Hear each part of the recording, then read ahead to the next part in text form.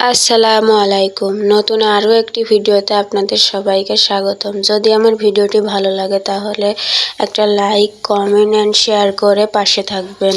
সবাইকে ধন্যবাদ। তো চলুন শুরু করা যাক। সকালে উঠে যে ঘর গুছাচ্ছি, আমার ছেলের কাপড় চোপড়গুলো এলোমেলো হয়ে পড়েছিল তাই গুছাচ্ছিলাম। এরপরে নাস্তা করব। নাস্তা করে একটু বাইরে যাওয়ার জন্যে প্ল্যান করব।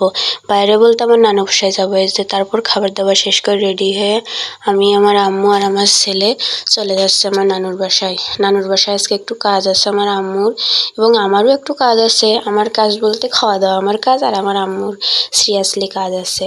যেহেতু আমাদের গ্রামে বাড়ি, চাষবাস আছে, ধান থেকে চাল বের করবে, এই জন্যই সাধারণত আম্মু গ্রামের বাড়ি যাচ্ছে।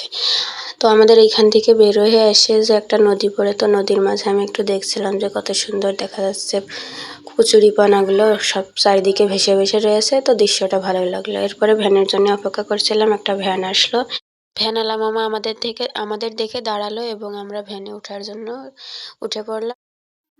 তারপরে যে ভ্যান থেকে নেমে এসে আমি চলে আসিছি নানুর বাসায়। তারপর আশেপাশে একটু দেখে এরপরে চলে যাব তার বাসার উদ্দেশ্যে। যেহেতু রাস্তা থেকে আমাদের বাড়িটা একটু ভিতরের দিকে, এই জন্য আমি যেতে যেতে একটু ভিডিও নিচ্ছিলাম এবং সবাই জিজ্ঞেস করছিল কেমন আছো।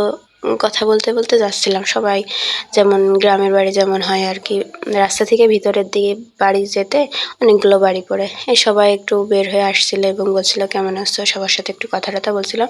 অবশ্য ভিডিওতে নেওয়া হয়নি, শুধু রাস্তাটাই নেওয়া আছে। যে এখান থেকে আমার নানু বাসা দেখা যাচ্ছে, ওই যে ভিতরের ওইটা আমার নানু বাসা। এই দেখতে দেখতে চলে যাব। আশেপাশে সমস্ত কিছু দেখছিলাম। নানুর বাসায় যদি নানুই না থাকে, নানা নানির আদর যদি না থাকে, নানুর বাসা আর নানুর বাসা মনে হয় না। যখন নানা নানির আদর ফুরায় যাবে, নানা নানি আর থাকবে না, তখন আর নানুর বাসায় কেউ যাবে না। এরপরে এই যে আমার নানু আমার জন্য এই তালের শাঁসগুলো রেখে দিছিল, সেগুলো তুলে দিচ্ছে, পরিষ্কার করে কেটে দেবে, আমি খাবো। এরপরে যে আম্মুর কাজ আম্মু শুরু করে দিয়েছে, যে ধান টান নানুর সাথে করে এটা। তারপরে নানু এই যে এরপর নানু বলছিল যে চলো এগুলো তোমার জন্য রেখে দিয়েছি, কেটে দিই। আমি বললাম যে আমি এতগুলো খেতে পারবো। তারপরে যে ওদিকে আম্মু নানি পরিষ্কার করতে নিয়ে চলে গেল, এবং আমার নানা ভাই যে এটা দেখাচ্ছে। এরপরে যে ওই পাশের বাড়ির আমার একটা মামি আছে, মামি বলছে তোর ছেলেটা কত বড় হয়েছে, একটু নিয়েই দেখবো। এরপর যাচ্ছিলাম। তারপরে এই যে আমার পেছন থেকে আবার আরেকজন ডাকছিল।